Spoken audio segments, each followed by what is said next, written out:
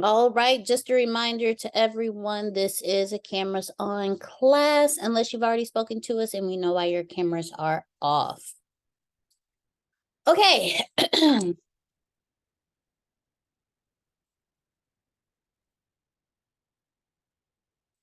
have a script. I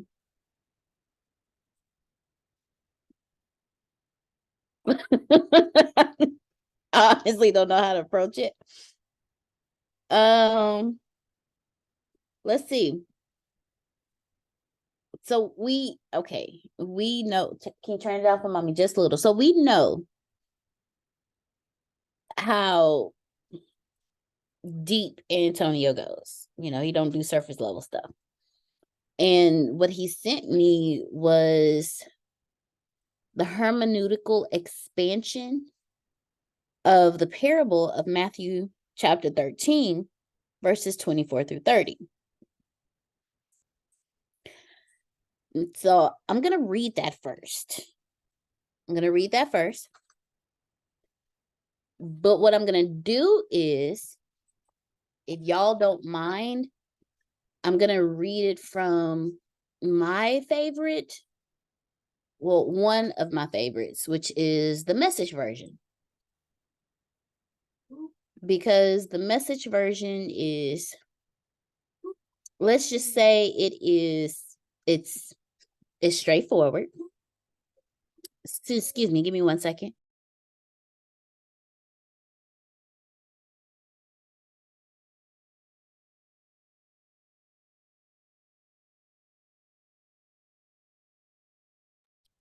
Kids. I'm loving this. Okay. See, normally he'll give me like bullet points and things, and then his head just pops up out of nowhere. First, okay, that's enough. I love you too. Thank you so much. Love him. Gotta love him. To quote Antonio, we're grown. That was so sweet. He came and gave me a kiss. Deanna, you just do whatever. We'll be happy. We're grown. We're grown. Yes, we sure are. Okay, so this is what I'm gonna do. I'm gonna read Matthew chapter 13, verses 24 through 30, Message version. And hold on, I'm gonna share my screen so y'all know I'm not just saying stuff off a cuff, because y'all know I can create some stuff. So let me share my screen. Y'all can see exactly what I'm reading. And that's why I like the Message version, because to me, the Message version is it no matter your age, it'll translate to you. So Matthew chapter 13, verses 24 through 30. He told another story.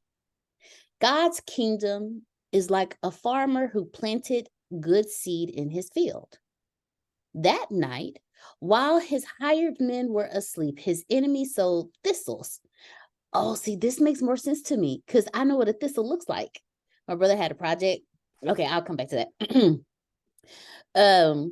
His enemy sowed thistles all through the wheat and slipped away before dawn. When the first green shoots appeared and the grain began to form, the thistles showed up too. The farmer's hands came to the farmer and said, "Master, that was a clean seed you planted, wasn't it? Where did these thistles come from?" And he answered, "Some enemy did this." The farm hands asked, "Should we weed out the thistles?" He said, "No, if you weed the thistles, you'll pull up the wheat too. Let them grow together until harvest time. Then I'll instruct the harvesters to pull up the thistles and tie them in bundles for the fire, then gather the wheat and put it in the barn." So just for people like me who like to picture things, let me show you what a thistle looks like. This is what a thistle looks like. Now I want to just let y'all know, y'all see these little thorns and stuff like this? Those suckers hurt. I'm gonna tell you straight up. So the fact that they wanted to pull up some thistles off top, and I know what a thistle look like, I'm sitting here like, eh. And then look at this picture right here. This is like Thistle Nation. Like, look at that. So imagine the grain and the thistle growing together. Show us what wheat looks like. Wheat, gotcha. Okay, go away. No. Sorry, I'm gonna get the, here we go. Wheat.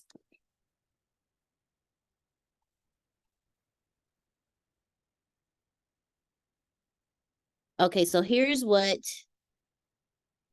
wheat looks like when it grows. That is so pretty. Look at that. That is gorgeous. Wheat, golden wheat fields of grain. Okay, I just caught that. The golden fields of grain, and I forgot the name of the song. But wait a minute, I saw something else. This, what is this? A wheat thistle. Look at that. The thistle growing with the wheat. Right there. Look, okay. So this is how it looks. The thistle's growing in with the wheat. Boy, I tell you, man, look at that. Oh, look, here's a fill of it right here. So this is what they were seeing. As the wheat grew, the thistle grew. Huh. Thank you, Mr. Phil. So that's what they were looking at. That's what was growing together. So now with us saying that, let's first talk about the historical and cultural context of Antonio.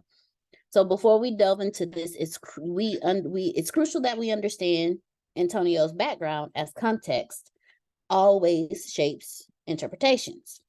So of course, biblical scholar, he's writing scholarly books in regards to the Bible. So we know he knows what he's talking about. On top of that, he quantum physicist,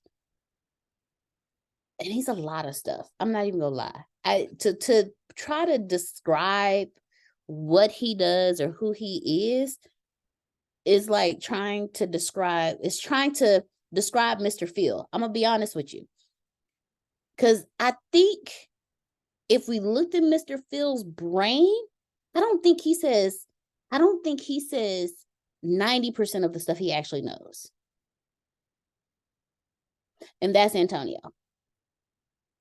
That's it. Look, Miss Susan shaking her head. See, he don't say 90% of the stuff he actually knows. So with that being said, let's jump into this. So in doing this, the first thing we're going to talk about is the power of perception and the duality of existence. So duality in ancient thought is the concept of duality has roots in ancient philosophical and spiritual traditions, like the yin and yang in Taoism, or light and darkness in Zoroastrianism. I don't know that word. I'm just going to copy and paste it so y'all can see it. I'm most likely going to look it up later because I have never seen that before. Zoroastrian. See, I knew it. Thank you, Mr. Phil. I told y'all he don't say 90% of the stuff that's in his brain. What is Jurassium? Okay, you know what? Let's go to y'all finna go down my rabbit hole with me. I'm just letting y'all know now. We finna do this because I'm gonna copy this. Pre-Islamic religion of ancient Persia. Come on, Melissa. I forgot that. Okay, because Melissa don't say 90% of the stuff that's in her head. Thank you, Melissa. Oh, I got some other stuff too. Oh, okay. So what Mr. Phil pronounced, that ism, it has something called, they have a cosmic dualism where, okay, I'm gonna just share my screen because somebody gonna be able to help me pronounce this stuff. It's either gonna be Melissa or Mr. Phil. Okay, here we go. So when it comes to duality, so here it is. Y'all know me and Carlos have a very deeply rooted relationship.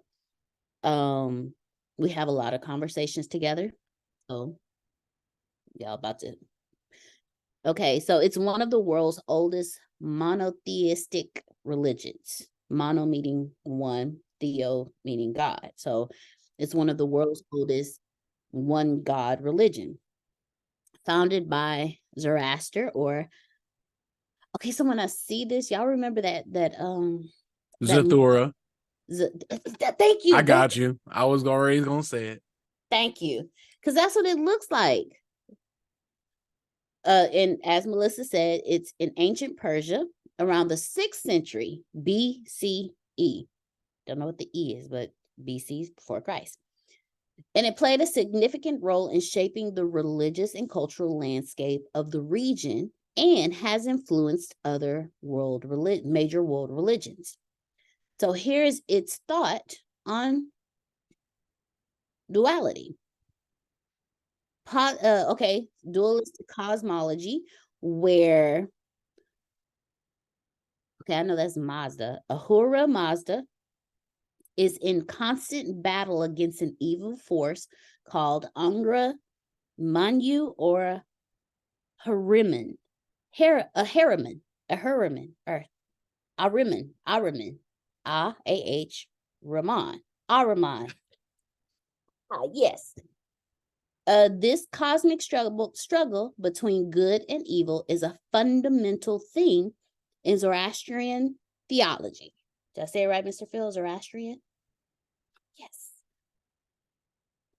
So so going back to what Antonio was telling us about, and I'm gonna post it in the chat so you guys can read along with me. And y'all, if y'all have questions, oh, well, thank you, Melissa. She gave us the whole break. That's what I'm talking about. Y'all, we learning this together, okay?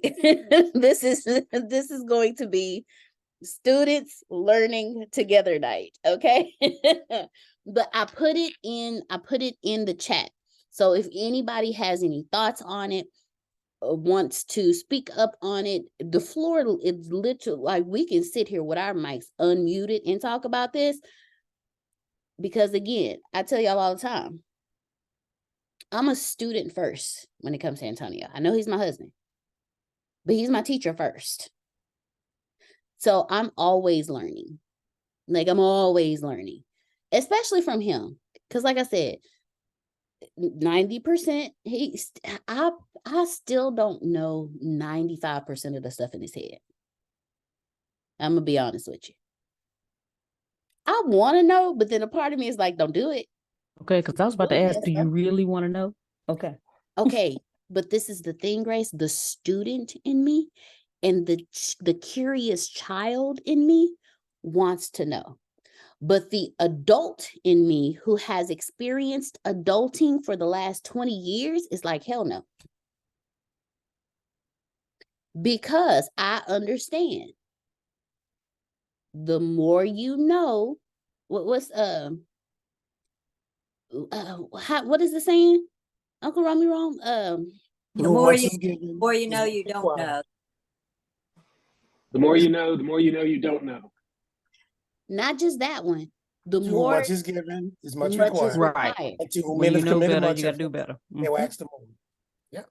So if I know the stuff in his head, I'm going to be required to do more. D, some of this is touch based in my Mesopotamia books and the Babylon books. Sweet. Okay. If y'all are wondering what Melissa's talking about, she's actually going to be doing a course in Assembly of Wanderers, and Melissa is well versed and well studied in Egyptian history and it's a lot. It's ancient studies from Egypt, Africa, pre-Egypt, all the way up through into modern Christianity, but I break off there and go into the world of spirituality. Y'all heard what she said. Well versed. So when it comes to people like Mr. Phil and Melissa and Antonio, The more you know, the more much is given, much is required, and when you know better, you do better. It's just some stuff I don't want to know yet. No. Thank you. Thank you very much. Oh, Antonio just logged in. I'm gonna have to show him how to The change. common sense things that get them. They're so intellectual, then the common sense things, you're like, what? That's why Phil chose you, Susan. That's what I'm saying. It's exactly it. You got it, Miss Susan. Yeah. I don't know if y'all remember. Okay, I don't know if y'all remember during the conference, Mr. Phil, because I think Antonio asked, how did humor consultants come to be? And Mr. Phil said, it's because of Miss Susan. Miss Susan is the structure of it. Miss Susan got it to the T. Mr. Phil is the one that does all the talking. Now, don't let Miss Susan fool you. But she be doing some stuff too. Don't let her fool you. But it made sense to me because Antonio is the structured one. And I'm like, Mr. Phil, my brain is filled with stuff. I don't have 1% of the stuff in my brain that Mr. Phil has in his. Mr. Phil has not only wisdom, he has wisdom, knowledge, and experience. I still got some more years to go for that. So right now, what we are doing is we are learning together. Antonio said he's doing hard labor right now, so his camera's off because he's out of town. So we gonna dig in, y'all, and we gonna dig in together. So the power of perception and the duality, and we're gonna talk about the duality of existence. She has all three. I do, but not. Shh. You stay over there doing the hard labor, okay?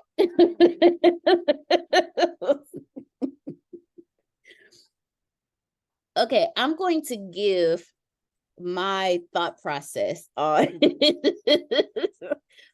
on the power of perception and the duality of existence. And I'm going to give, so as I grow and as I, not grow, but as I continue down this journey and I open myself to learning, you view people differently when you understand the duality of existence, because you actually start understanding people. When I understand that in me, I have a duality, masculine, feminine, positive, negative, good, bad, or however you want to say it.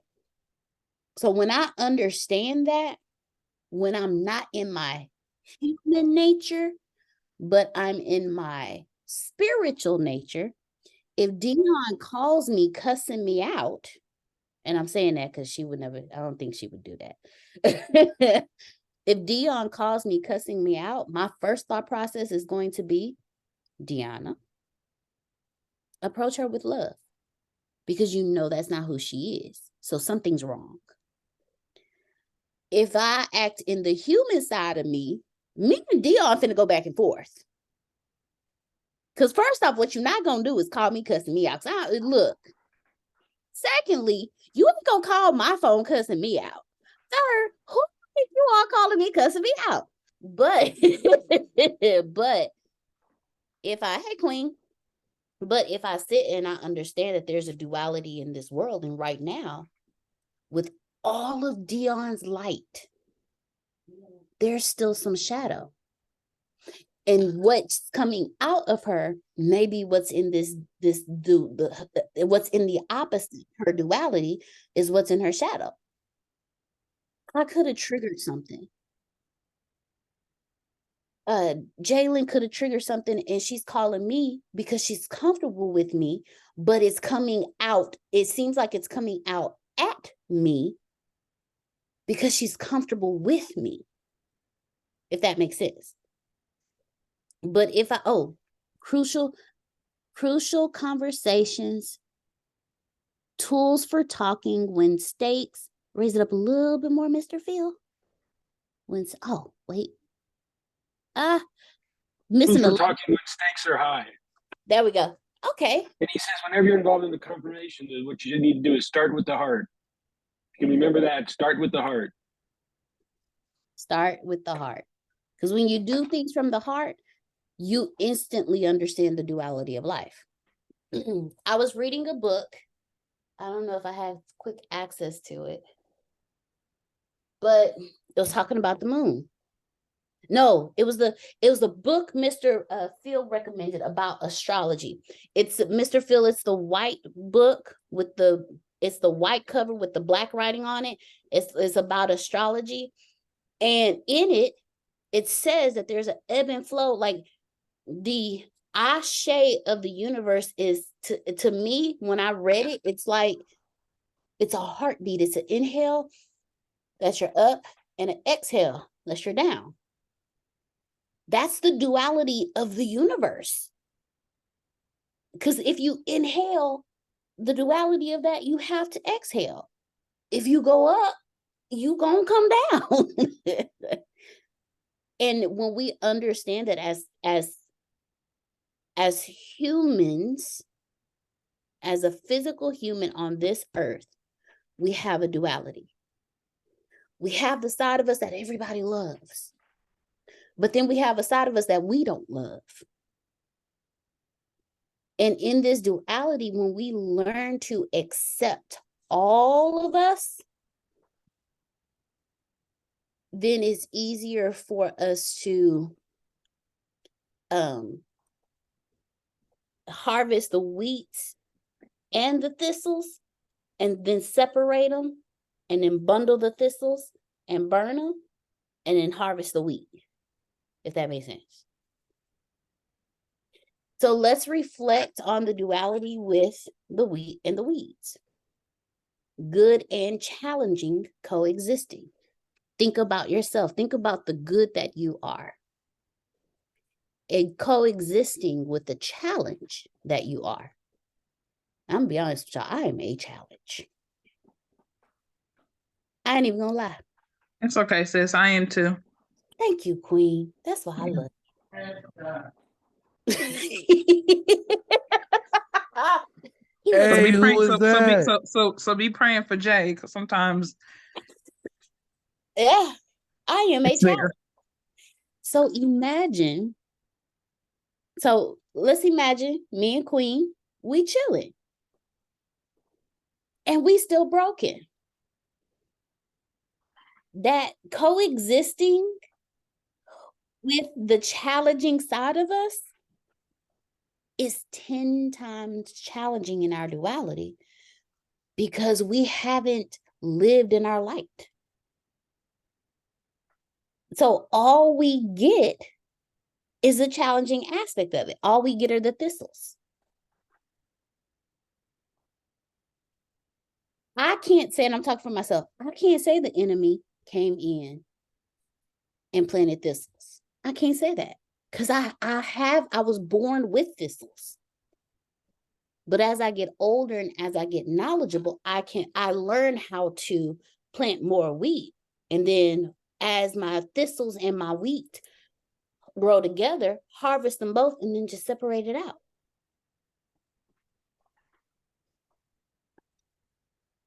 So when it comes to the wheat and the weeds, or the wheat and the thistles, I love see, that's why I like the Message version, because I can picture the thistles, and then we saw a picture of it, so now we see how it looks when it grows together. So I can actually see my thistles growing with my wheat, and what I can account for, I can control. See, what I'm learning is, in my duality, when I see things that I don't like about myself, first I'm gonna account for it. It's like, hey, this isn't my shadow. This is what it is. Got it. Okay. But this is what's in the light. Here's all my wheat. Like, I got this huge wheat field with these patches of thistles in it. So instead of shining a light on my thistles, let me shine a light on my wheat, and then work on my thistles. And then as they come up and I do my harvest, then I can separate it out. check your harvest. As Antonio always tells us, check your harvest. So what your harvest look like? You got more thistles than wheat. Maybe it's not just the enemy. Maybe you just got some more stuff you got to clean up. But the wonderful thing is, point 3 is seeing the perfection in both the wheat and the thistle means understanding and accepting the duality of life. The challenges, which are the thistles, aren't necessarily impediments, but can be catalysts for growth and self-awareness. What does this look like? Anger issues. Okay, those are my thistles. Okay. So what can I use? How can I use my thistles to better myself? Well, when Ina sends me an emoji telling me, shooting a finger at me or telling me to go hell, what do I do with that? I'm calling out people who I know would never do this, okay? It would actually break my heart if Ina sent me something like that, because I'll be like, what? Did you see me on face though? Did you see me on face? You're like, well,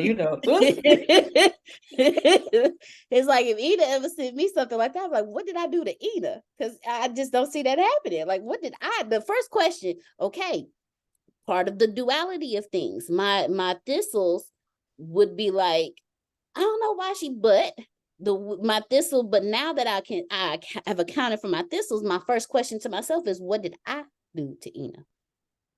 Not why did she send me that? What did I do for her to send me that? What did I trigger? What did I say? What did I do? How did I, Deanna, offend Ina for her to send that to me?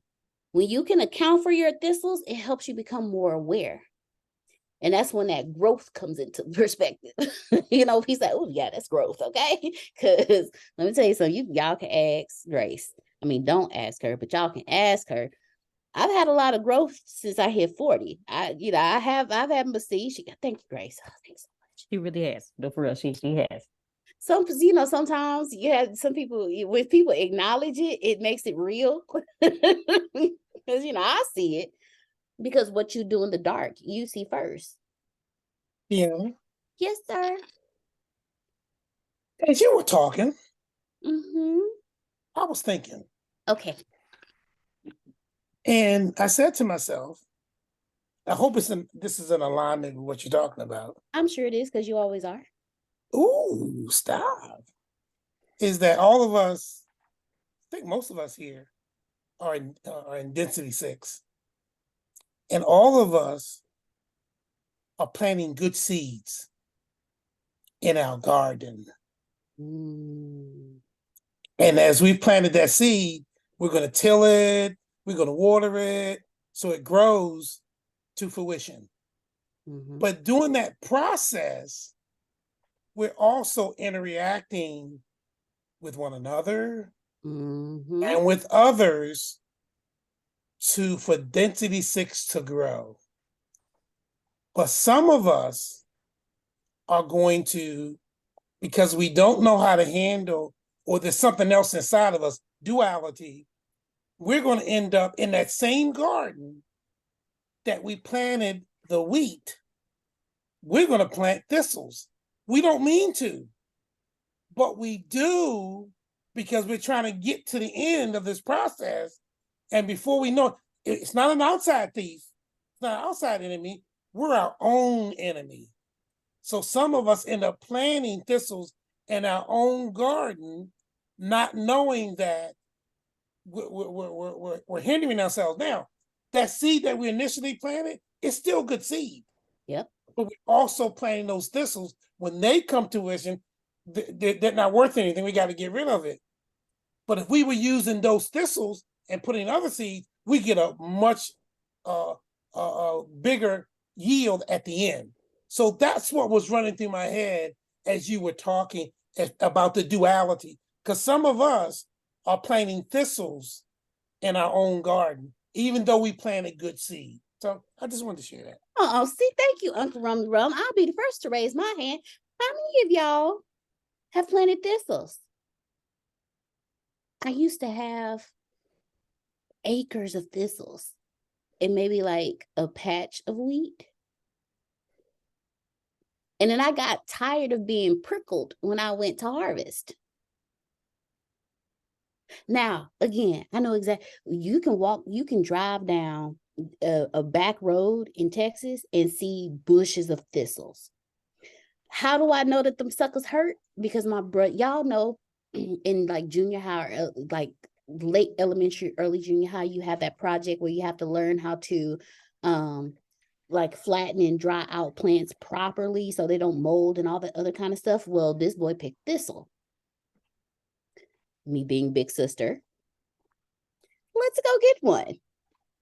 Yeah. So when his workers were like, do you want us to harvest them now? He was like, no, don't do that. First off, you're not just going to, like he was saying, you're not just going to pull out the thistle.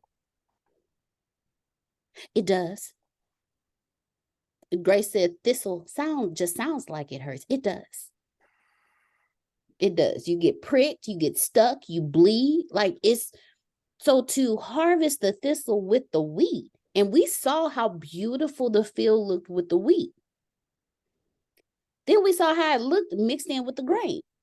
So if I go to grab the thistle and pull it out, first off, I'm causing myself harm, which is unnecessary. And I'm destroying some good harvest. So why would I do that? Why not just wait until it all grows together? So I don't have a bald patch in my field, number one, because everything around it's going to come up. Because if you are planting your wheat and then you get mad one day and you out here, you just, you're not carefully planting no thistles, you just throwing them suckers everywhere. So they're going to land in between the wheat. So they're going to grow up under the wheat, which means if you pull the thistle, you're pulling the wheat too. But if I harvest them all together, once they're all out of the ground from the root, I can separate it easily. So when you get to the root of your problem, you're easily able to separate it from your harvest. That's why it's good to do root work, as they call it.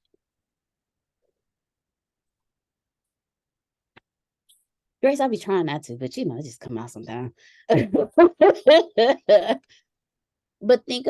just think about it. Think about it for a second. The thistles are lessons. And every time you look at your mixed harvest, be like, man, if I wouldn't have cussed out Damali, I'd have more of a harvest in this section. I'd have more wheat than thistle here. If I wouldn't have had a fight with Antonio because my perception was off, I'd have more wheat here than thistle. So when it comes to your duality, don't look at it as I've learned so much from the thistles of life. Let me tell you something. You get sick and tired of getting poked and prodded by your own stuff. Let me tell you something. It used to run me hot when Antonio said, check your harvest. It used to run me so hot. I used to want to hit him every time he said, I ain't gonna lie. Every time he said, check your harvest, I just pictured myself punching him in his arm. Check your harvest, fool. Leave me alone. But the only reason why I wanted to do that, because he was pointing out to me, you ain't gotta be mad at me. You ain't gotta be, don't be. I love that graphic. You don't have to be, I want to color it. You don't have to be mad at me. Look at what you did. See, that's why we don't want to look at our harvest. Because when we look at our harvest, we can see which duality has dominance. And when I tell y'all I got tired of looking at a field full of thistles, And what does a field of thistles look like? Empty bank accounts, no friends, lack, low self-esteem, low self-image, no production. Okay, wait a minute, go back. You said when we look at our harvest, we can see what? If it's Which going as a- duality is dominant? Thank you.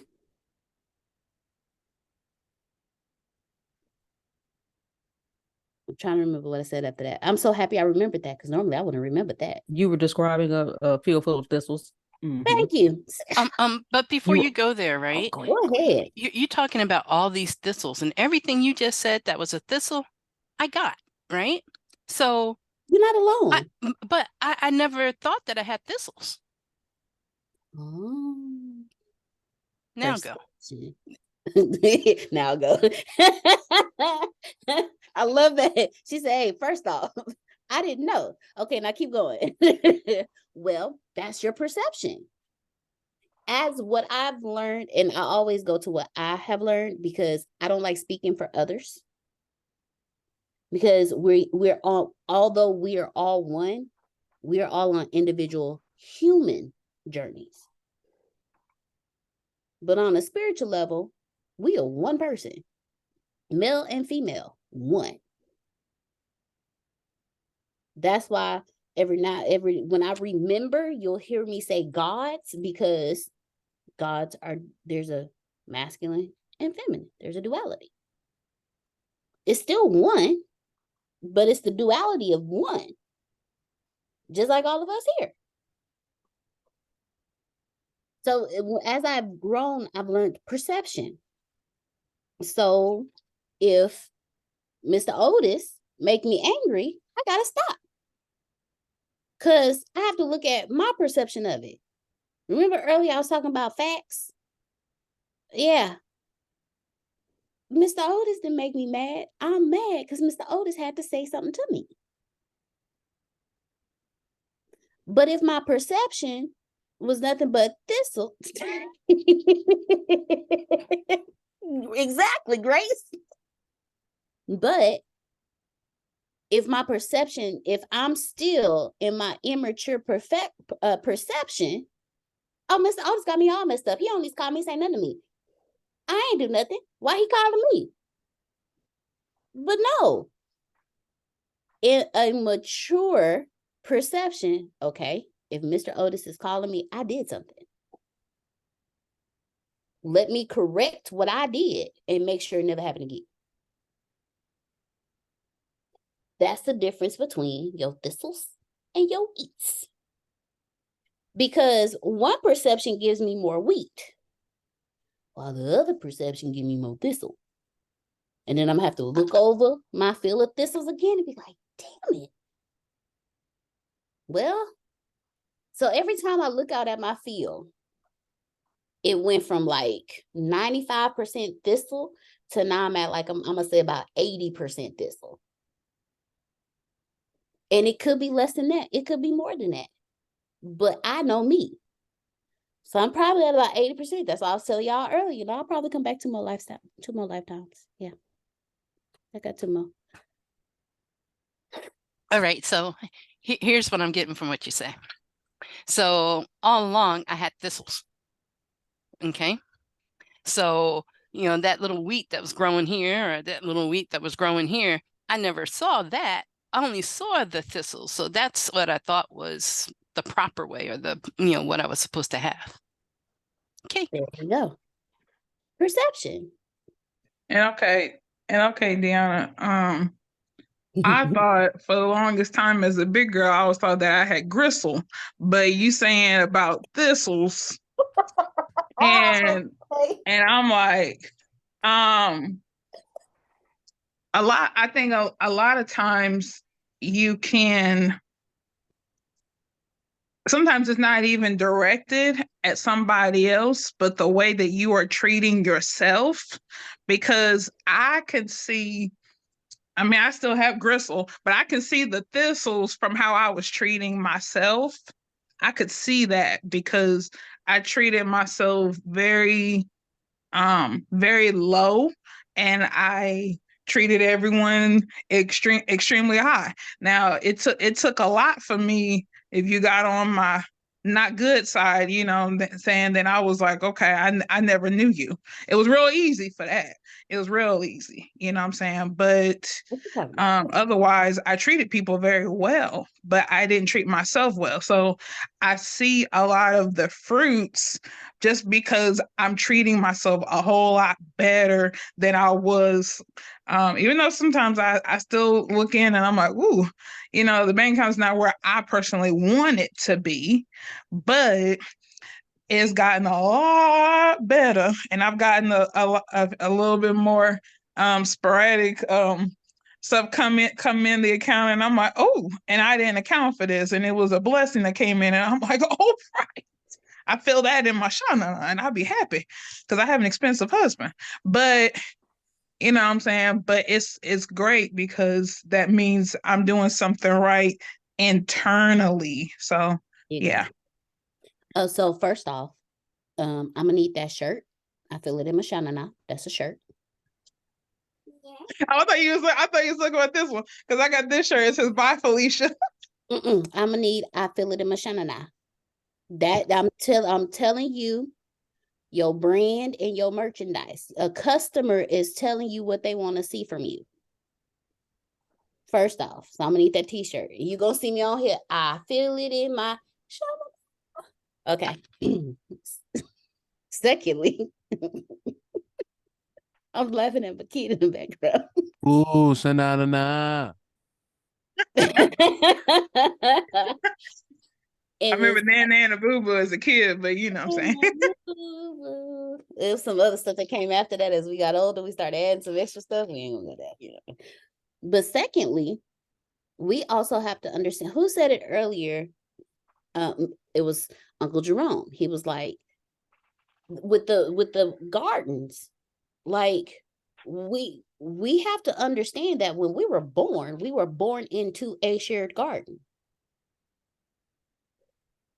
We were born into the garden of our parents. So the first thing we saw in life was what their harvest looked like. And that's what, Dion, is natural to us. So if you growing up in your parents' fields is nothing but thistle, you thinking, oh, this is perception. But then when you start associating with other people and you're like, wait a minute, what's that brown golden stuff in your field? How do I get that stuff? Like, what is that? And then they start telling you, you be like, wait a minute. Now this is the process you have to be careful of, because once you start waking up, the first thing you're going to be is angry. Because it was y'all's responsibility to tell me that this not what the field's supposed to look like. But they did the best they could with what they had. So what you looking at in their field is the best they knew. And then when you start learning better, you got to start doing better. So your perception starts to shift. Okay, y'all did the best y'all could with what y'all had. I wanted to learn more. So I'm no longer blaming you for the thistles that I put in my own garden. Yana, I didn't do it. along that same lines, and this is for was it Dion? This is along the same line with us. And Deanna was talking about how Antonio ticks her off about check your harvest. I went through the same thing with him, right? And then as I was talking to him one day, I was saying to him, well, the people around me, you know, I be the ones I'm hanging with. I realize I'm doing a lot better than they are. So I felt like because I was doing better than they was, I was good to go. And Antonio said, yeah, but check your harvest. You still broke. Listen to me. Listen to me. I'm sitting there thinking I'm doing better than they are doing. So I should be able to pat myself on the back and feel good. And here Antonio comes and says, yeah, but you're still in the 97%. You ain't in that top 3. So I said, no, he didn't. How you gonna do me like that? I've made an improvement. You're supposed to pat me on it. He wasn't having it. But you know what? Him continually to hit me in my face and make me realize that he was absolutely correct is what motivated me to stop looking at what I didn't have and focus on what was out there for me. And I went after it. And I began to see the difference. There's no way I'm going to settle for what I had, even though it was more than what those others had. Because I'm sitting there going, like, sometimes, like, man, them folks done lied to me. They told me to get a job, and I got a job. They told me to work for 30, 40 years, get my little pension or 401k, get my Social Security, and I'm going to be good. And as that time drew near, I said, wait a minute. I ain't got enough to have quality of life going into, hello? So, but I believed it. And I said, oh, we not doing that. Oh, no. We not doing that. And I'm the one that said, I helped my parents in a lot of ways as I was coming up, and they appreciated that. But I was still broke too, just like them. And they said, oh, Joan, we so proud of you. We so proud of you. You just shiny. You more shiny broke than we is. But we what kind of sense that make? But Antonio was right. We've been lied to. And I says, no, I'm not buying into those lies anymore. I got to put the work in, because the time is going to come, folks, and this is Jerome, where I'm not going to be able to work. I'm not going to be able to go out and do the things that I used to do. And if I'm not situated financially for that, I'm in a world of hurt. So I'm older than most of y'all here. And me and Ms. Phillips said that I'm older than most of y'all. I got to get this done now. Hello. So then I can put my feet up and I can travel around the world with Antonio while he, writing books and traveling. Hey, Antonio. Hey, Deanna. Hey, Grace. How y'all doing? I'm gonna be right there. Uncle Romero gonna be like, oh yeah, I'm in the villa just a mile away. I'm in the villa just a mile away. Just come on up. Yep, Jalen gonna bring his camera. Come on. Hey, Okay. oh, sorry. Just, that was me. Sorry. No, you good. Trinace and then Queen Renee. But before Trinace, before you go, I want to say, because Uncle Romero said something, and I got to point it out. He learned from both his parents. Your harvest will tell you which parent has more influence in your life. Because let me tell you something. One of my parents was financially savvy. The other one, swipe a card in a minute. Guess who had more influence in my life? I'll be swiping. Come on, I was going to say to swipe a card in a minute. I'll be swiping the card in a minute. Real quick. Don't even ask if you swipe it. Like, oh, my bad, I'm sorry. You said go spend. That's what I did. So your harvest will also tell you who has more influence in your life as well. It may not be a parent. It could be a grandparent. It could be auntie or uncle. It could be a best friend. So when you watch your harvest will tell you about your perception and which part of your duality has dominance in your life. Listen, one parent, when stuff comes up, does not worry. The other parent, worries. Guess who I took out? The other parent. No harmony get off real quick. I'd be like, Grace, it's okay, we got this.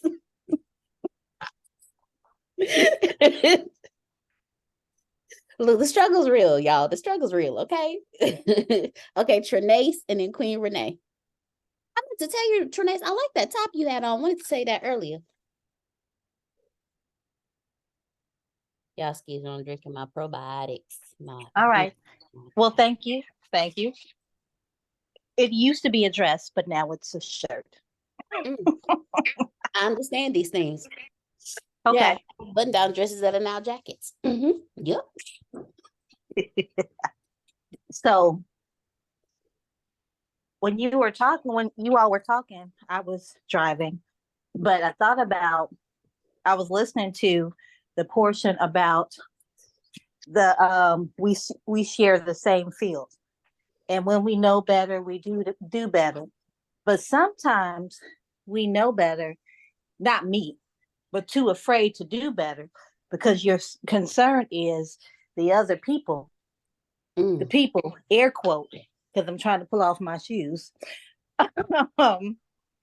You are concerned about what they're going to think or what you're going to feel, what they're going to feel about you doing something different from them. Sorry. And I say that because, I mean, it happens. It really can happen. You people think you think that you're better than them. They think that you think you're better than them. A perfect example, when I was mentoring at the high school, some of the girls dropped out because their parents were like, you think you're better than us. Makes my heart hurt. What the hell? What do you mean? So my family called me the bougie and uppity one. Bougie ghetto, as my brother says it. No, I'm not that. I'm not that. I'm just straight bougie for them. Yeah. So it used to bother me, but it doesn't.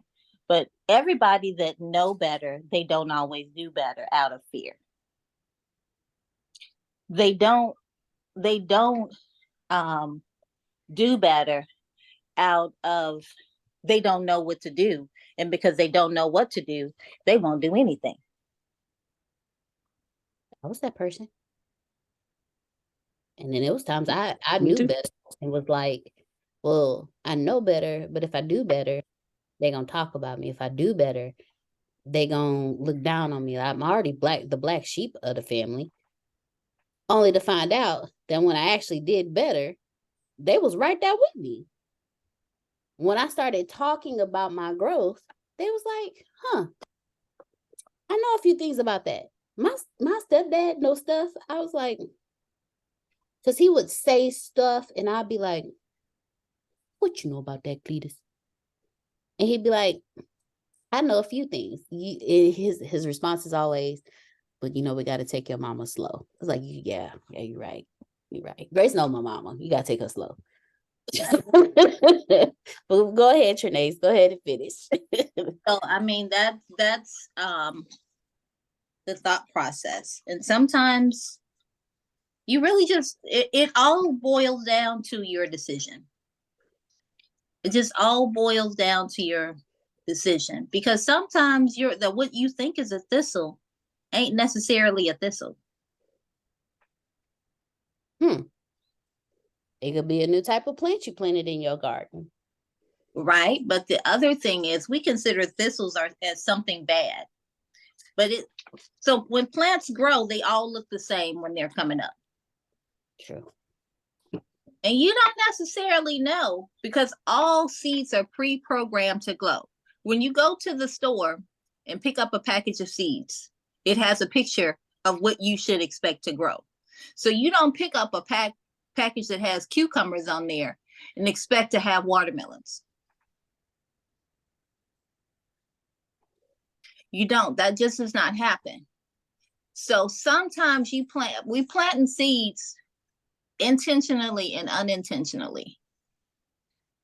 And when we are planting these seeds, we have an expectation that it's going to grow. We don't exactly know, but we know we're believing that the seed that we planted was good.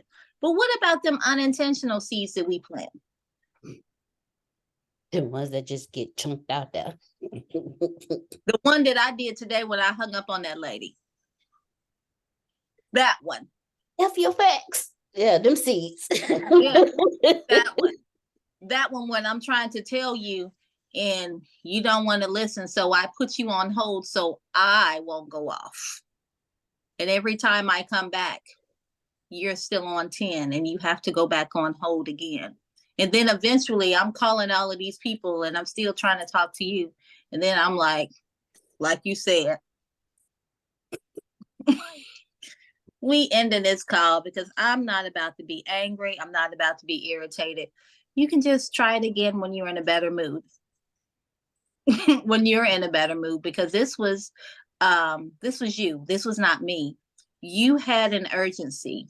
And because your level of urgency or your level of traumatic experience or what you thought it was, you didn't want to listen to me give you a resolution. So I'm gonna have to take that, Thistle. I'm gonna take that. But sometimes, you know, we can have good intentions, and your good intentions is a good intention based on a comparison of what you think the bad intention is. And I love what you just said, because it leads us back to perception. When you look at your harvest and you see a different type of plant out there, what is your perception of that plant?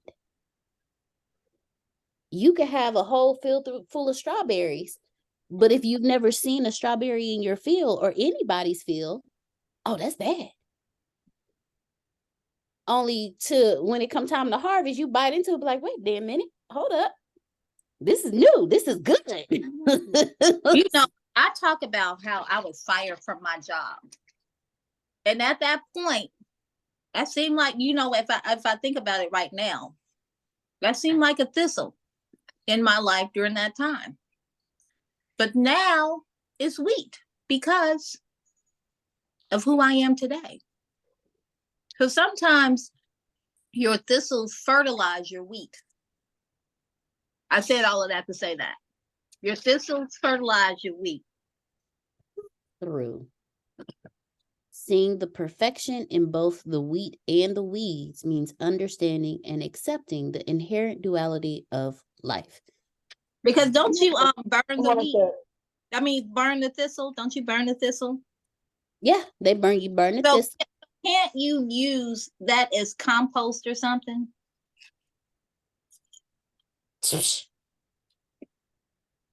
Okay. Perception. Understanding the duality of the thistle. And sometimes the thistle could be a healing tea. That's where I was going to go. Just depends on how you're using the thistle.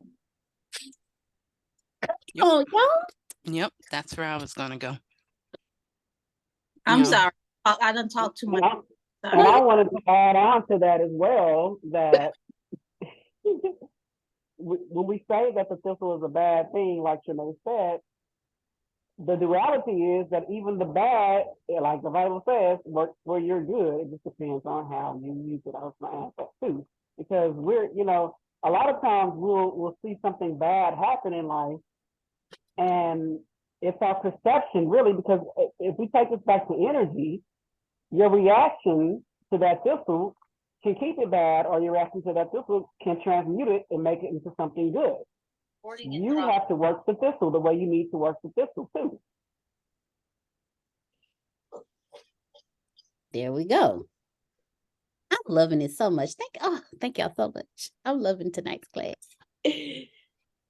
And who knows, maybe my garden needed to be thistle, you know. Maybe, you know, I needed those healing, you know, and so when I saw the wheat was the thing that wasn't supposed to be there. But now in that Bible verse you stated, you know, they weren't looking for thistle. They were looking for wheat. What you looking for in your harvest? Mm-hmm. Mm-hmm. Come on with the duality of the Bible scripture. Yeah. Come on, Beyond. Jalen said that was very well said, Dion. That was very well said. And it boils back down to perception. What is your perception of things? What I have learned is, as I continue down this crazy journey of my human existence, I have 50 million. Like, my ultimate question to answer in life is, what if I aligned my spiritual, mental, and emotions? What if I aligned all of those? Like, what would that create? Like, that is my ultimate question. That is why I wake up. Because my curiosity is so strong in the human trinity alignment. It's not even funny. And that's when I realized, okay, so every single day, we're always becoming something different. Because if we're striving for something every single day, we have to become something different in order to reach it. So every day you're planting seeds. And the seeds you planted today didn't look like the ones you planted yesterday. So when that harvest come up, it's going to look good. Because you're going to have stuff in there you ain't never seen before.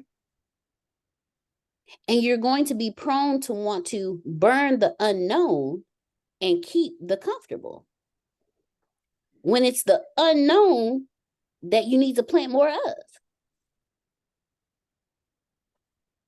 Go ahead, Renee. See, I didn't do it uh, first off. It's how you yeah, you started off did. your conversation. You said C. I'm just letting you know I didn't Yeah, do it.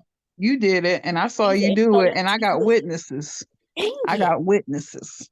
Who But snitched? I say this.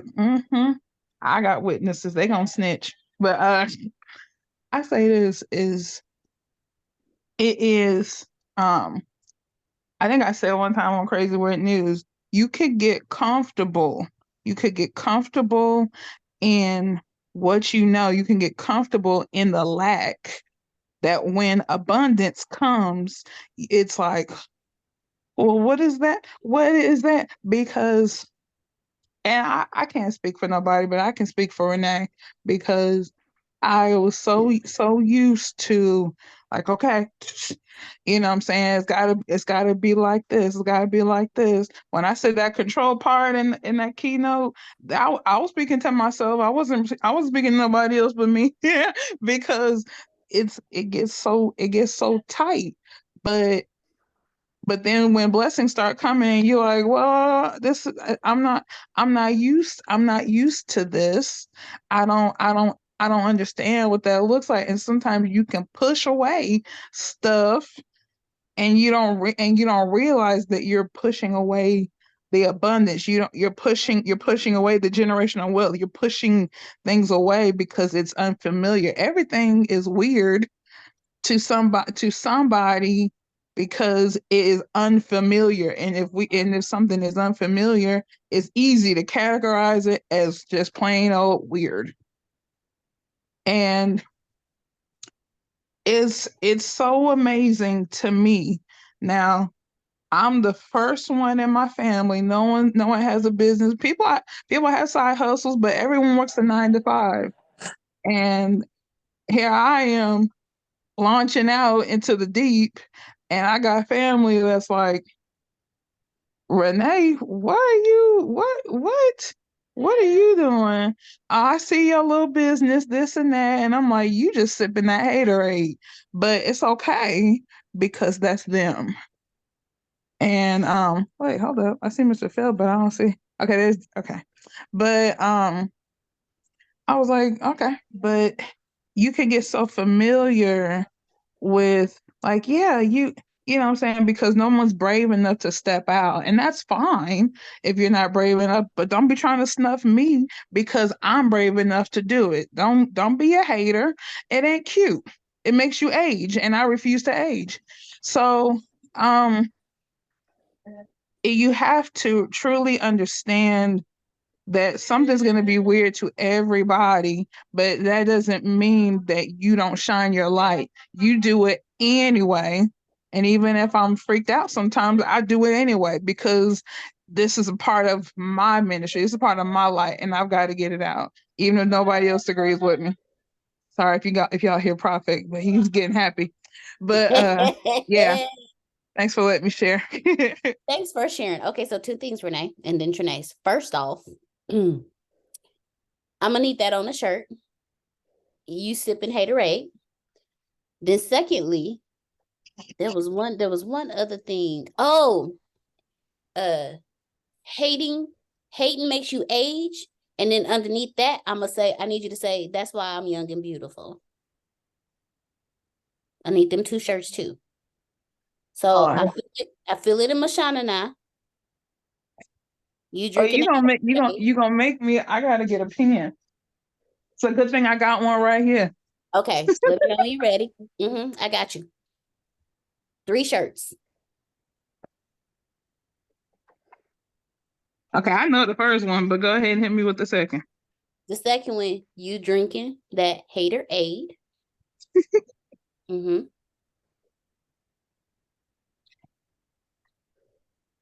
And then hating makes you age. That's why I'm young and beautiful. I'm gonna need all 3 of them shirts. Okay. Thank you. Yeah, I'm gonna need all 3 of them shirts. All right. Money Renee, you making should always have a shirts. pen. Okay, Renee? Always have I a pen. do. They all in the house somewhere in different Always rooms. have a pen. They always in different rooms, Uncle. The first product y'all gonna see from me is a shirt that says I'm a descendant of Jonah. Grace laughed and she caught it. Uncle Romero caught it too. He said, wow. I'm a descendant of Jonah. Yep. That's gonna be my first shirt. Not I ain't messing with you, Deanna. God said go this way. I'm like, nope. Go that way. I ain't going. I am not going, okay? Only for me to end up that 3 days later. Really, God? Really? Really, God? Go ahead, Trinae. Stop singing. Go ahead, Trinae. When people say little, that's to minimize you and to maximize themselves. Yes. In all actuality, my bully asked me to call her after we big old grown women. And I called her and she was like, I heard about your little book. I said, oh, I'm a 3-time published author. What do you mean? And then I say, I'm grown woman Trinae. I'm not little girl Trinae. So you can say little to you. That means you little, not me. That has nothing to do with me. So try to practice that response when they say you're little. Try to practice that in the mirror. Say it, say it to yourself in the mirror so that you can be prepared to say it to somebody out loud. Because what we not gonna do? We're not gonna play no little games with me. On my name. You not for play, huh? Put some respect on my name. Put some respect on my name. Hey, I'm sorry, Renee. Yeah. So I'm just saying that's how I operate now. I don't say it to myself. I say it out loud to you. So I don't care how you go feel about it.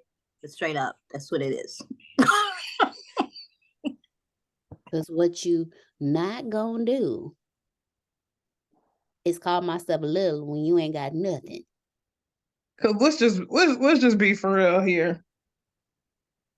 Now, this is my cousin that's 10 years. She's 10 years older than me. So she's knocking at the door at 50. She's knocking at the door.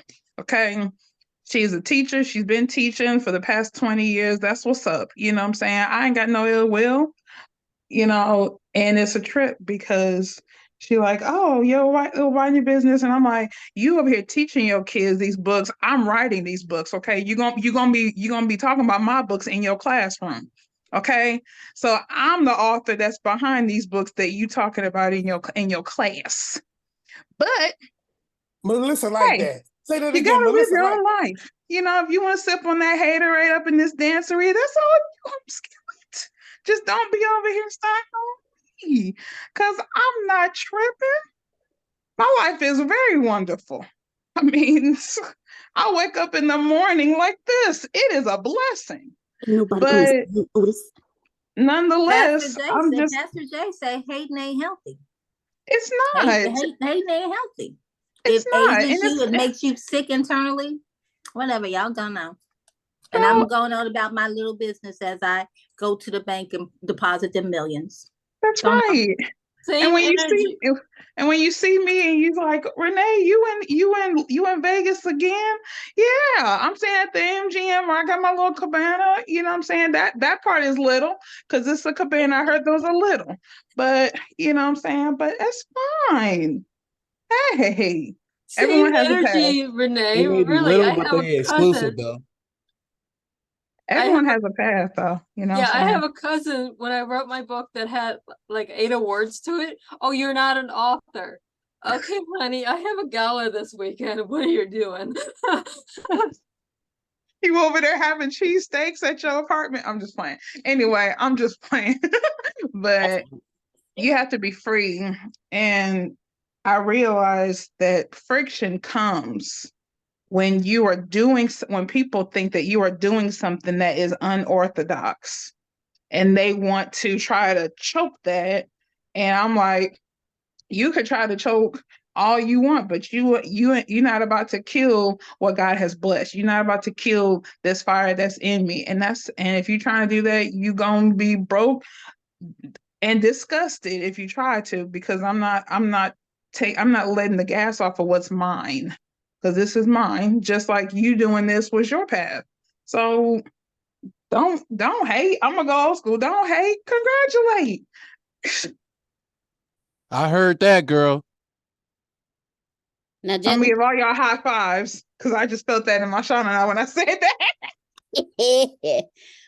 so I'm gonna read what Jalen put in the chat. He said, I used to be like that, Trinace, but I noticed I was the one who always took it to the next level or got caught for retaliation. So now I just avoid the situations because I know I have the most to lose usually in the situation.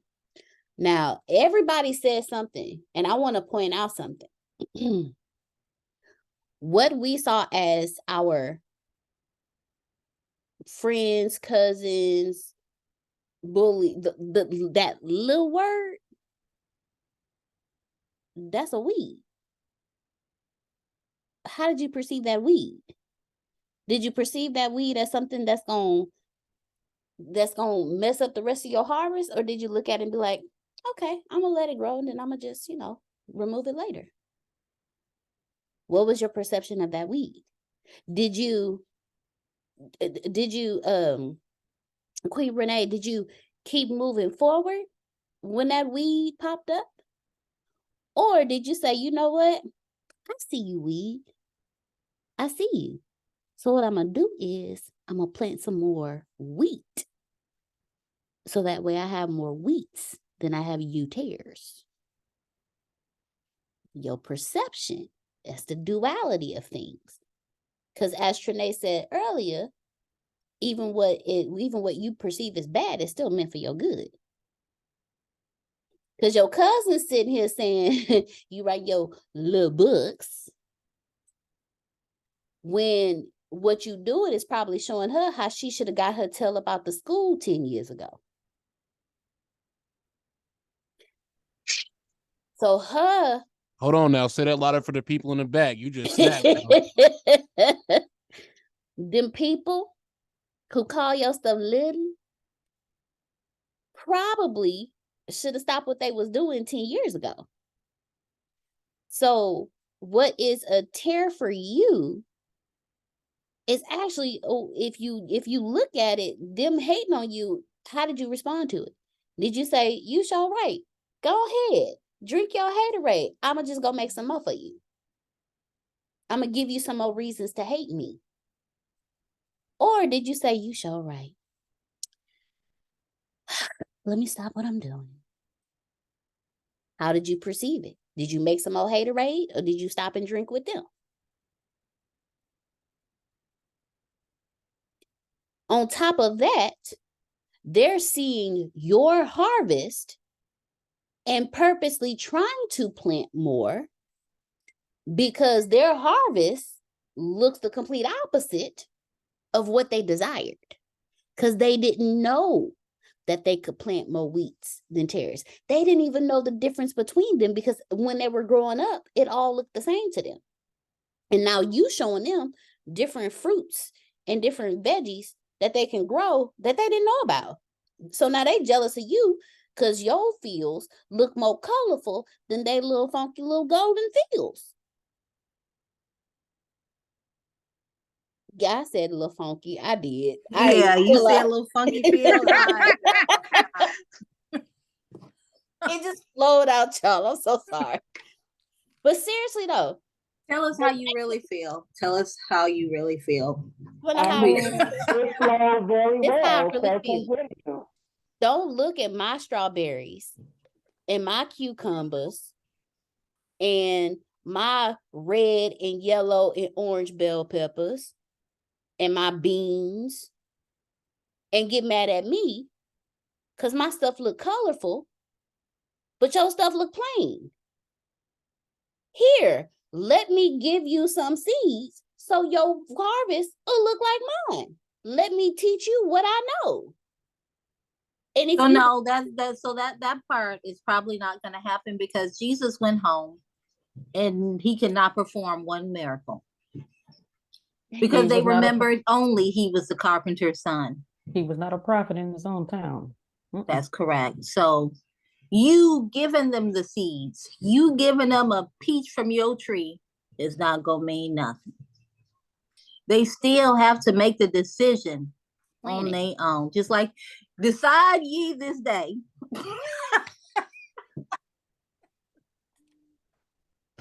Because how many of y'all was giving seeds to apple trees and orange trees, and you looked at them seeds and you was like, F them seeds. I won't lie, I put my hand up first.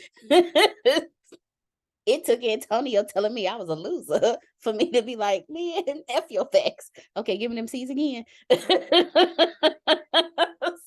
Let me try this again. I think they're falling on fertile soil this time.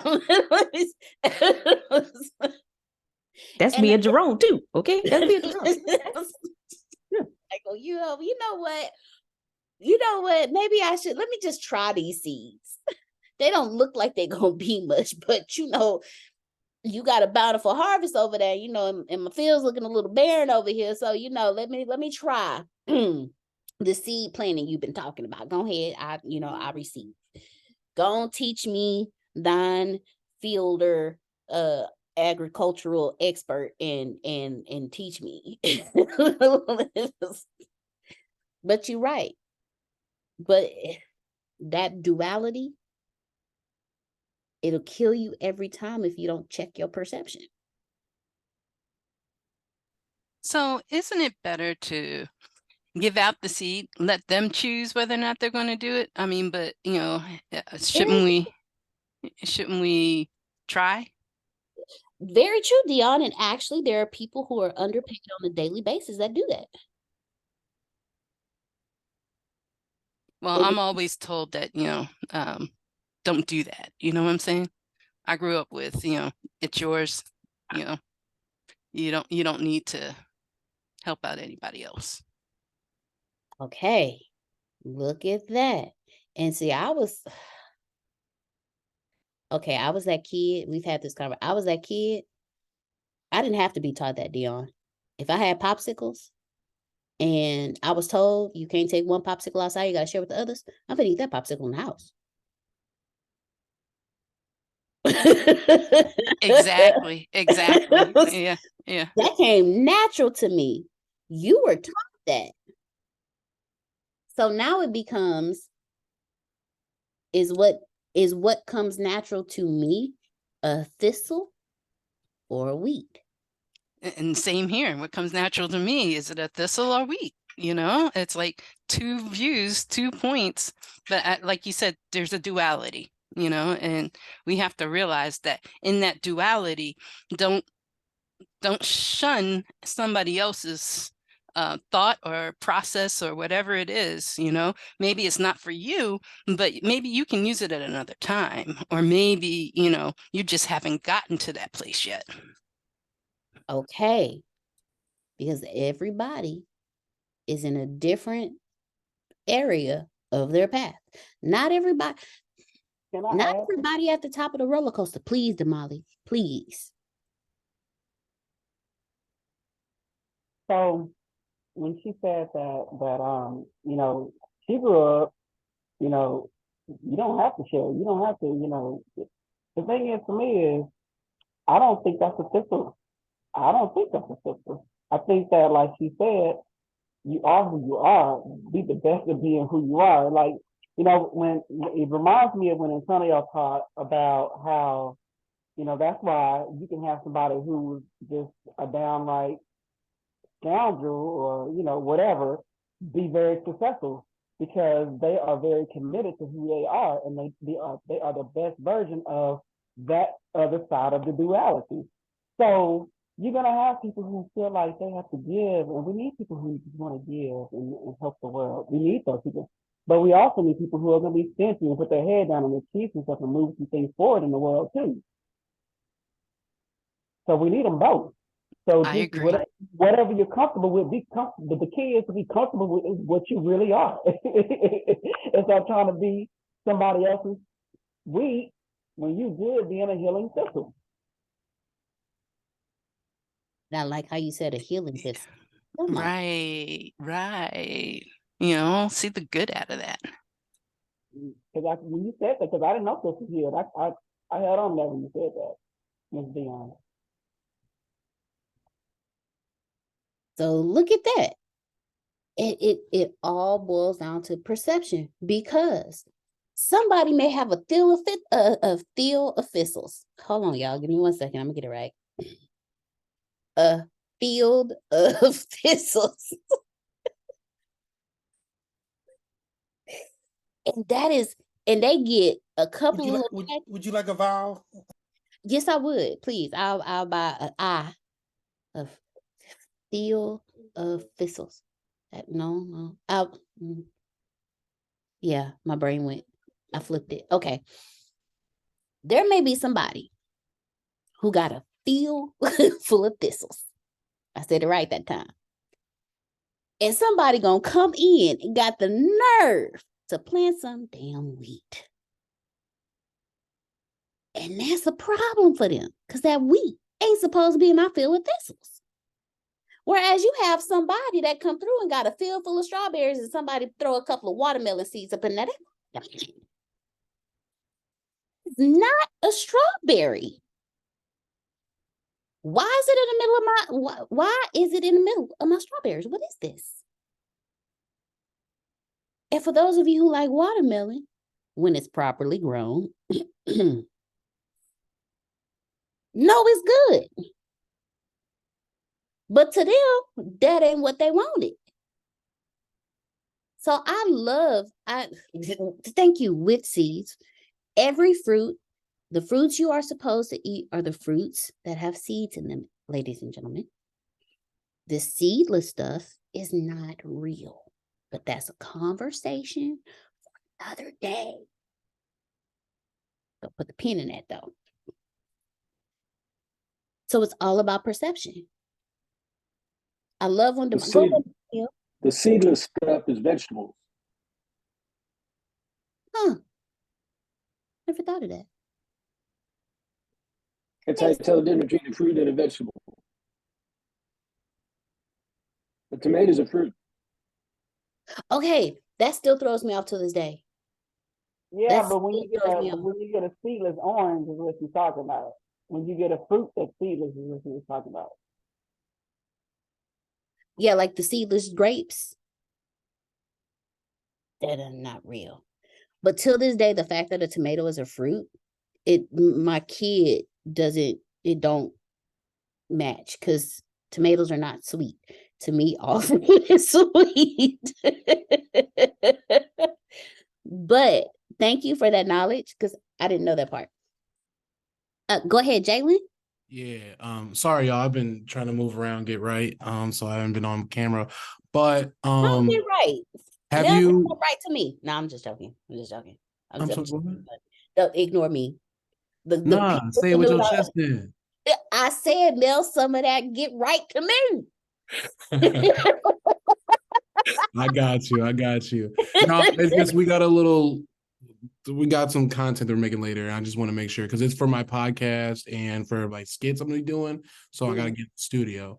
I was just teasing though. I was just Oh, teasing. it's all good. It's all good. But I do want to talk a little quick about perception. I think that was very real. Because kind of what you said earlier, having that I'm gonna eat the ice cream in the house because I don't want to deal with people perception could be good or bad. And then kind of the same with mine, where it's like, yeah, I can bug up and really show them, not to mess with me, or I could just avoid the situation and know that, like I said, I got something coming. So it's like, don't even waste your time with that. And that's been a big thing for me trying to figure out because I am a very fun-loving, giving, nice person, but that other side of me, when people piss me off, I usually don't lose. And so I try not to come to that because then I know where I'm gonna take it.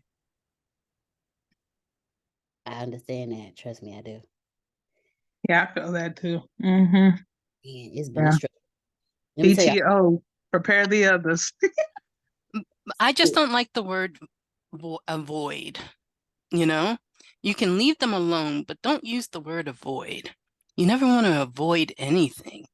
You want to maybe let it stay there, but don't avoid it because you avoid it and then you don't deal with it. See, there go that perception again. That's very well said. And maybe I'm wrong for saying avoid. Maybe I should say I try to control the narrative where if I see that I'm going to get into that or that it's one of those situations, I pivot before because I have the chance to. When I was younger, I was quick off the handle. Don't mess with me, because of my traumas of when I was real young. I was a model and an actor, and all the little white boys and whatnot would try to call me gay and hate on me because I was taking all the, like the high roles and I was like, I had my own photographer at the time. Like I was actually doing decent. And so that trauma made me like, okay, mess with me if you want to. I got in the gym, I started playing sports, and then no one was going to mess with me after that. And then now it's like, I didn't been through that. Now it's like, I know what I can do. And a lot of people don't. So I just don't even give them that time because it ain't even worth it. And usually I'm the one who gets reprimanded, not them. They just get their feelings hurt. Right. Yeah. Okay. I like the way you deal with it. That's good. That word avoid, tells me you're not going to deal with it. But, the way where you said it, the pivot, you've already been through it. So, just to keep going, you control you, not the situation. Facts. So this brings me to a question. Go ahead. No. Go ahead. A question for me or? It's gonna be for everybody. So no, go ahead and say what you was gonna say. Okay, I was just gonna say this has been great. Thank you. I'm gonna try to listen in the car, but I do gotta get up out of here. So I just, Just be safe. Don't crash. Just be safe, please. Well, yes to the safe part, no to the crash. Okay, thank you. Because wear your seatbelt. Yeah, I'll do that too. Not do that too. That's supposed to be the initial. Well, I'm messing with you. Go ahead. Be safe. It is, but like I'm the young guy with the Hemi. I just have fun. I mean, yeah, the Hemi engines, they do something to you. Wait a minute. It was the look on his face. I used to want to Dodge Ram. I did. I ain't gonna lie. It was something about the engines, and then I wanted the one with the big grill because it was like, what can I had a complex. That is straight Texas. That is straight up Texas because I'm just saying these Rams, these F-150s, F-250s, F-350s, they run the road. They do. They run the road. And they still maintain their value even 15 years. I don't know that you knew that, but they still maintain their value. My dad buys nothing outside of a Chevy. No, okay, I'm sorry I went on that rant. I just had a flashback of work. I'm sorry. Damali, you unmuted your mic. Oh, maybe that was by accident. It was an accident. Oh, okay. To leave the house, so. Gotcha. No worries. So this is a question I want to ask everybody, because we understand that this particular parable implies that there's a greater plan. When you think about the perception, the duality of things. So my question for everyone is, when it comes to that, when it comes to understanding and trusting the greater plan, are you the farmer? Are you the worker? Or are you the enemy planting the thistle? It depends on what my perception is at that time. Come on. Let's talk. Go ahead, Trinace. I'm just saying, it just depends. It's like you and I are at the corner and we see the same accident. What you see is different from what I see. Even though we're standing in the same place, see the exact same thing, you may have saw something different than I saw. You may have imagined you saw something different what I saw. It's all about perception, and unfortunately, our perception is,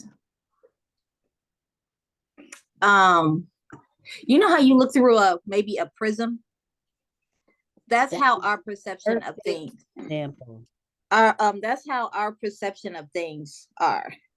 And the more we elevate our thought process, the vision becomes focused. Because like when you change it and eventually it all becomes clear. Mm-hmm. The kaleidoscope is another good one, but that's how our perception is. It's like broken. It's just all broken up.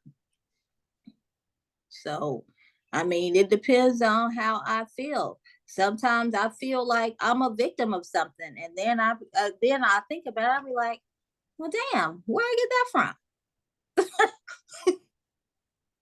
Yeah, I become the victim. Sometimes things just happen, and it had nothing to do with me. Sometimes I do shit to myself, and that's just straight up. It ain't the devil. It ain't the enemy. It's me. It's me. It's my poor choice. It's me not thinking things through. It's my ego. It's me. It's me, oh Lord, standing in the need of prayer. It's me. It's me that's messing up. So from what I hear from what you're saying, Effing up. I'm trying. We're all three. Yep. We're the farmer, we're the enemy, and we're the workers. So the goal is to be less of the enemy. And sometimes you do have to work. And sometimes you do have to farm and give direction, because the farmer gives direction to the worker. So sometimes we got to be followers and sometimes we got to be leaders. The workers are the followers, the farmers are the leaders, and sometimes we just switch positions. And that's just good leadership. Good leadership understands that sometimes I have to follow, and sometimes the better you follow, the better leader you turn out to be. And to say that as well, I think every good leader needs to learn how to follow, because they need to learn how to lead from somebody better than them. Mm-hmm. Can I tell y'all a story? Please do. I'm finna mute my mic. Go ahead. So y'all know I love the food bank. Y'all know I love the food bank. So Tuesday I called in. No, I didn't even call in. I put it on the calendar as I was sick. Monday when I went to work, I opened up the calendar and put TC 8 hours sick. Then I got up and went on to the food bank. Now, Monday when I was talking to you all, for the wins and challenges, my good friend came in. Who shall not be named, because later she could decide that she wants to join our group. And we'll let her say what she has done herself. So because I'm a leader, she's a leader. There was another leader added to the mix, and she was very angry. If she's the leader and we are the assistant leads, then we should not get here at 7 o'clock. We should get here at 9 o'clock. And I laughed. I say, I'm going to be rebellious, because the walk-up food bank, that's my thing. She can't tell me how to do my thing, because had it not been for me, there would not be a walk-up food bank. And I laughed. And she was very serious about this. So we are coming home, and she says, we're not coming until 9 o'clock. I say, no, I think you need to rethink this. No, she's the leader. She needs to be here at 7 o'clock. I say, okay. I get out the car. What time you gonna be here? What time you gonna be here? Well, you just call me and I'll get up. Okay. We're doing good, which means that I can call her and we can maybe get there at 7 o'clock, because heaven knows 7 o'clock too early for me, for the food bank. So I call her and she say, well, I've been up, but we shouldn't go until 9 o'clock, because she is going to leave. Look, you can't keep doing good things for the wrong reasons. So you serving food bank, or you is not serving food bank. Now, on the sidebar, pastor has elevated his son to executive pastor. And with that being said, he is flexing his executive pastor muscles, making decisions that he's going to have to figure out later. If you in Houston, you know about Higher D. Everybody know about Higher D. So for me, he decided we are going to give food to 3 apartments to make Higher D better or bigger. But what about the people that we've been serving? I've been at food bank for 4 years. What about the people we've been serving before I got there, and at least since I got there? So pastor's assistant said, that's not fair. We are going to do that and serve the community. Then some smarty pants decided, let's bring children into the mix. So this is too much. And our sister, Lynn, is overwhelmed. So what you need to do is you need to get dressed, get your ass over here so we can get the food bank. I already know it's not going to be 7 o'clock. I already know. But get dressed and get your ass over here so we can get the food bank. We get the food bank. Food bank is not very pleasant, because she's complaining the whole time about she only here for photo ops. But when we had the meeting, she is the leader over distribution, and distribution for the people that are getting the boxes at the apartment. So it has nothing to do with her, with the drive up, has nothing to do with me with the walk up. It has something separate. So then she says, this is a long story, y'all, I'm sorry. So then she says, as we're on our way home, well, what happened to her? And I didn't say nothing. And she talked to her sorority sister, and she say, you know, they took my lead position from me. And I was like, the hell? That's not what they did. And I'm listening to her talk, and I say, Ina, that ain't what they did. Oop. Sorry. That that's not what they did. She was gone because she had to lead those teams to distribute the food at the apartment complex. So she's a leader that's unwilling to follow, which will not allow her to be a good leader because she can't follow well. Now, she is planting good seeds by volunteering, but some tears are going to come up with that because she's not doing the right thing for the right reason. It's easy for us to get hung up on, I'm good because I do this. I'm good because I volunteer. That's what people say about me all the time. I'm good because I volunteer. I volunteer because there is no amount of things that I can do that's gonna meet up to what Jesus Christ did for us. So I'm good for goodness sake. Even when I'm bad, I'm good for goodness sake. Because God knows I can be bad. So that's been the entire process. And it hurt me to have to talk to her like that. But it's necessary because now I see that where I'm growing, I could grow without her. And I love my friend, but you can't be putting your seed. Antonio told me when he first decided he was going to mentor me, you gonna have to stop this correction because your seed can't go in my garden. And I'm not no goody goody. I'm not. I'm far from. People seem to think I am, but I'm not. But I can't have me growing and her planting her seed in my garden. When you consider especially that revelation today, we all share the same garden. We just planting in different areas. That's all. I'm done talking. For real, I'm done. Unless somebody say something else, then I'm gonna have to comment. Well, no, thank you for sharing that, because what she's planting in her garden doesn't look like what you're planting in yours.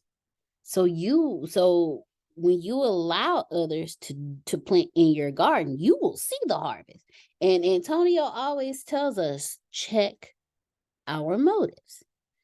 So while that person may think they're the greatest person in the world, what comes out the harvest is going to be their motives. So we always got to check our motives. It's crazy. Oh, one more thing. Go ahead. So this is do good season at Higher Deep. So for 2 months, we donate money. We did this time we donated $49.99 or $49.95, whatever it was. We did a lot of volunteering, and we do that. That's normal, October through the end of November. And this year they gave out money to volunteers. She felt a way because I volunteer all the time.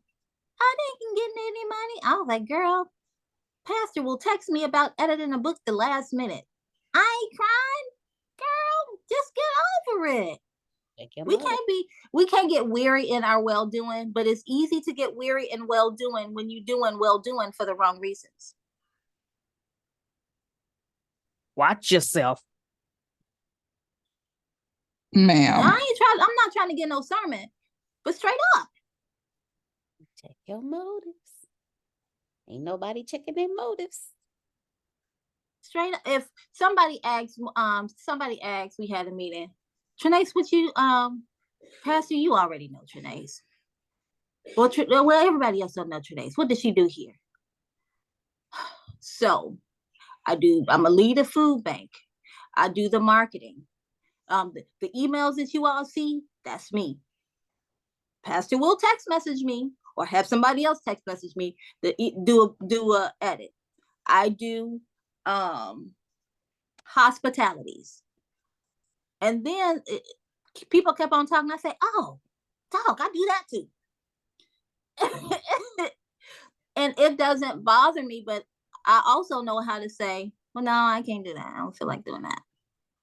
And ain't nobody brave enough to ask me why. Who gonna ask me why?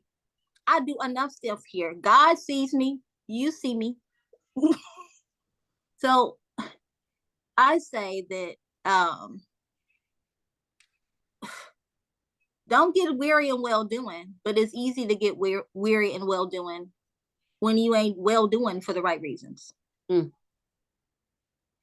Ooh, that is a book, ma'am. I'm gonna need you to write that. I'm gonna need you to write that book. That is a book. Because we want to be seen by man. The sermon was just do things for the glory of God. Do things well for the glory of God, not for the glory of Pastor Jay. not for the glory of Bishop I.V. Hilliard, not for the glory of Bishop so and so. That's not what this. That's not what this is about. Mm-mm. Although I hung up on that lady and I laughed, I felt bad afterwards. I felt bad for a long time afterwards. Then I was like, I justified it. Had she just listened to me, I told her she could just come here to my window and not take no ticket. I don't know why she would listen to me. I just justified my badness. I'm gonna tell y'all how I be thinking. Like Deanna be telling y'all, I'm telling you, this is how I be thinking. If you all didn't know, you all, most of y'all know. But who? Ina, she'll know. Dion, she'll know. I just be out here, just be living, just be trying to figure it out, and I'll be like, "Oh God, I shouldn't have did that. I am so sorry. I know I'm gonna pay for it, but I'm sorry. It felt good when I did it, but I feel so bad right now." That part. Look at Grace laughing. You see when I hung up at that lady face and laughed. Just tired. Just tired. I'm calling people to the window and trying to talk to you, and you don't even want to listen. How she wouldn't even listen to me say hold. I done told her hold 5 times. Just hold. Shoot. She steady talking. No. Now I'm sure she was talking in her trauma. She was mad about that citation she had, but had she listened, she'd have understood that when dealerships and just so you know, dealerships and insurance companies, they take your car over, they don't automatically transfer the title over. It could take them a while. And even when that happens, when they finally do it, it still takes 2 to 6 weeks to transfer. So you should have taken your plates off. So this all on you. Now, had you taken my direction, you could have come down here to my window and not have to wait 2 hours to get your ticket called. And I could have wrote you that letter when you no longer had the thing, and you can give it to who you need.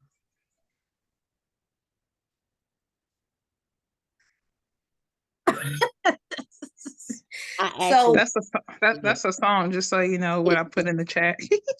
It is. It really is. I love Jennifer Lewis. So this is how I be living my life. I be like, damn, I'm gonna pay for that. Oh, but it felt good right there in that minute. But I'm telling you, when I put my finger right back like this and in the thing, and the person in the window, they was laughing. That's what made me laugh. The person in the window was laughing because she was like, he was trying to help her, but she didn't want to listen. I was like, yeah. And it felt so good, both of us cackling, just for her to walk away, knowing that I was gonna pay.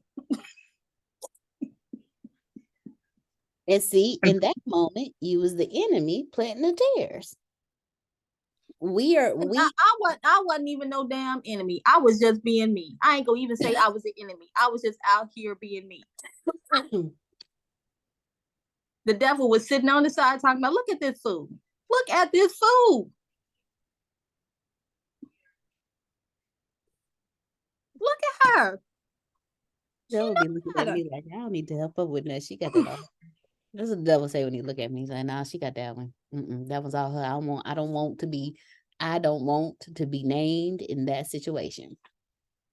I'd be like, okay, I got this one then. It's interesting how we blame the devil for stuff that we don't want to accept responsibility for.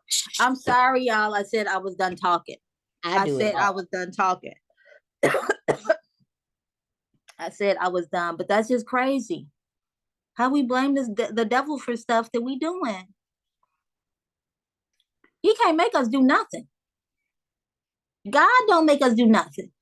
We have the choice. The devil may give you an idea. Or shoot, the devil may not give you the idea. You may get the idea on your own to blame it on him. I know you all are too tickled at me today. But this is how I've been acting all day at work today. All day. The lady says she'll see me tomorrow. I say, not if I marry rich, hit the lottery, or get a best-selling book between now and tomorrow. No, you will not see me tomorrow. So this is how I've been acting all day at work. I'm sorry. You ain't got to apologize. We trust and believe. We feel you when Do you all get the joy that I listening to this with this bad behavior? No. I get the joy of when you said I hung up in her face and laughed about it. I get that joy. I probably wouldn't have laughed at that if the lady at the window hadn't laughed. She laughed out loud, and that right there, that made me feel like I had done the right thing. See, until she co-signed you.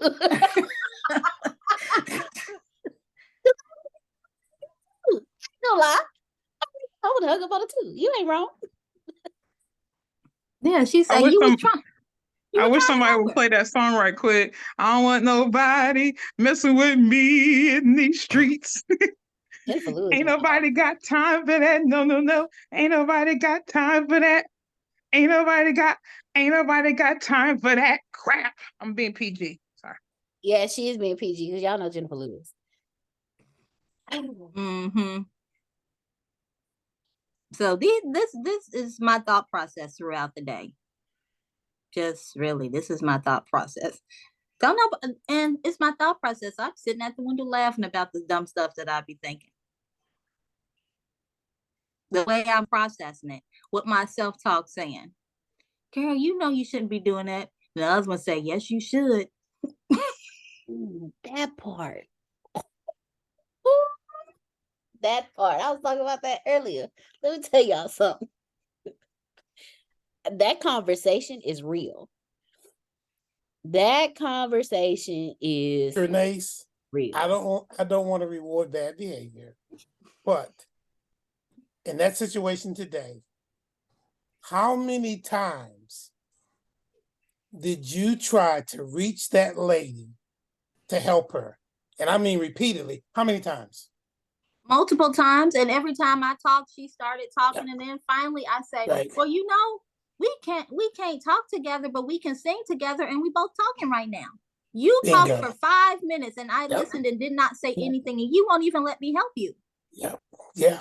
And so I don't want to reward bad behavior, but when you said you had to hang up on her, I laughed because you bent over backwards to try to accommodate her on the phone and to give her a way out off of the phone to give us some resolution, and she wasn't having it. She had to have it her way. This ain't McDonald's. Come on now. So when you were forced to hang up that phone, and then you said you enjoyed it, I enjoyed the fact that you enjoyed that because you didn't just automatically do it. You went through a process. Your energy. I mean, you bent over on the behalf of the customer. They wasn't having it. And guess see, what? the thing is, I don't even hang up on people. If me and you are having a disagreement and you can't see my side, I can't see your side, and it turned into like this, I'll be like, you know what? I am not feeling good about this conversation. I'm going to have to talk to you another time. All right? Bye-bye. Now, if you stay on the phone, I've already told you that I'm about to end this phone call. And I say, if I'm real mad, you get a goodbye. But for the other part, you'll get a bye-bye. But I warn you because I think hanging up is rude, but she didn't want to listen. Even when I told her, could she please hold? She was still talking with me. But I know I'm gonna pay for it. I'm gonna pray. I'm gonna be an intercessory prayer for you, Lord. When you reward her for that, Lord, be gentle. Because she tried, Lord. She really tried. And listen to me. Trinace, you have come a long way, my girl. Do you hear me? You have come a long way. I am still something else, though. I am still something else. Hello. And I don't want all of you to change. I'm gonna tell you that right now. I remember the first time I met you, Trinace, on this call, and you said about giving away your stuff. Oh, And you said, then oh no, you're not gonna it's get too my good. ooh. I'm It's too too good good to to give be given away. away. I'm not giving you all this ooey gooey goodness. No, I still feel See, no, that. she didn't. She did not just do that. I said, I like her. Now, for the record, when Uncle Jerome say he gonna send a prayer out, I need everybody to understand. If he say he gonna pray for you, he got a direct connect. He got the bat phone. So if Listen, they he get say through he to the gonna, master. they Okay, get through. they do. Okay, I'm just gonna put that out there. Well, I'm thanking you in advance. I'm thanking you in advance because that when that lady walked away after we finished laughing, I felt hot. Just all over me, I felt hot. And I was like, this is wrong. I've done the wrong thing.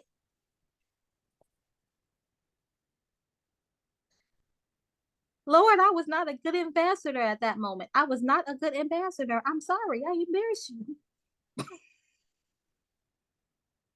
And wonderful thing is he already knew it before you was gonna do it and already forgave you for it. He already know who he made me to be.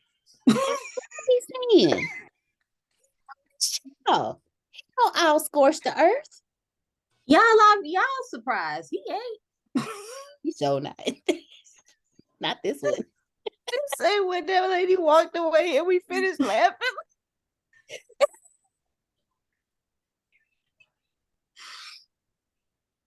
Yeah. Oh man.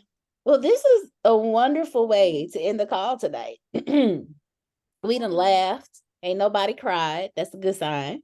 I'm about to cry right now from laughing. I mean, those are tears of happiness, though. That's a different kind of cry. We have shared. I can guarantee somebody had a revelation somewhere that they ain't said nothing about, and it's okay because that was for you. That was for you. But I want to thank all of y'all for joining us on this masterful evening for Pathfinder. I look forward to seeing y'all in the morning at 8 a.m. Central, 9 a.m. Eastern, 6 a.m. Pacific. And then I still hadn't. I'm going to learn Ina's and Lindsay's time zones, but Grace know them. Yeah, 3 p.m. for Ina and 7:30 p.m. for Lindsay. There you go. So y'all just know when we be having these. So if it's, wait a minute, if 8 a.m. is 3 p.m., then like 8, 9, 10, 11, 12, 1, 2, 3. 7 hours. 6, 7, 8, 9, 10, 11, 12, 1. It is going on 3 a.m. I hope you all got some joy because Lord knows 3 o'clock my eyeballs be shut. It's 3 a.m. for Ina. And Lindsay was on earlier, and that it was like sun rising for her. Wow. Thank you, Ina. Yeah, well, I enjoy it. So thank you. I'm glad I was able to give you all some joy today.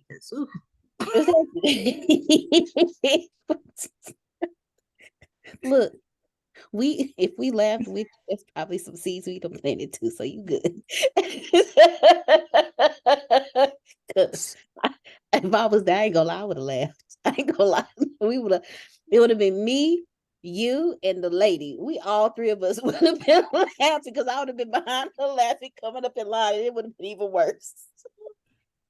Man, I knew I was mad when I did that. Oh, let's get off the show. You bring it all the way back here. That part right there, because I pictured you. I did. Yeah, I laughed. That was, you know, when you have one of those from the gut laughs, you know it's This has been very good, especially like I said this morning. I said today, I have made a decision as far as my mother and my sister are concerned to deal with them, and I thank you all who we've been on this journey together. Some of you all, well, a lot of you all were here before me, and I'm just kind of treading along behind y'all, trying to keep up. Yeah, you're right there with us. But I'm gonna still be on my nonsense. That's just. We love you. If you came on here, you wasn't talking nonsense, we would think something was wrong with you. And we're like, Trinae, you all right? You okay? You ain't saying nothing. You sitting over there quiet. Good. Wait a minute. Yeah. So No, you home. We will see everyone tomorrow morning. I thank all of you so much for joining us. You can plant better. You can dominate. Love you all. Good night. Love you more. Love you more. Good morning, Enid. Nothing more.